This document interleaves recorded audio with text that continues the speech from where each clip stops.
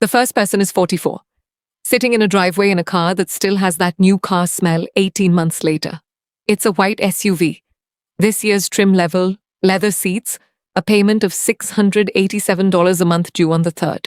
The garage door is open behind it, and inside the garage is a treadmill nobody uses and a stack of moving boxes from a move 4 years ago that never got fully unpacked. Their checking account, pulled up on their phone while they sit in the driveway avoiding going inside, says $890. Their retirement account, if they're honest with themselves, sits around $71,000. Good for their age on paper, nowhere close to what a financial calculator says they'll need. On Sunday nights, this person feels a low, specific dread, not panic.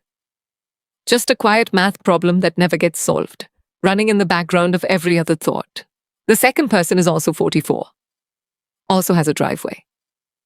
In it sits a 7-year-old Toyota Camry, paid off 5 years ago, with 94,000 miles on it, and a small dent in the rear bumper nobody's bothered to fix because it doesn't matter. Their checking account says $4,100. Their brokerage and retirement accounts, combined, say $498,000. They drive past the same car dealerships the first person drives past. They see the same ads, feel the same cultural pull toward the newer model, the nicer badge on the trunk.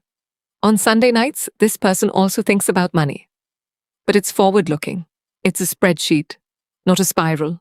Here's the gap. 2 people, same age, same general income bracket, same access to the exact same car lots, and one of them has $427,000 more sitting in investments than the other, not because of a better job, not because of a smarter stock pick, because of a decision made in a finance office at a dealership, signed in about 11 minutes, one time, years ago, and repeated without much thought every few years since.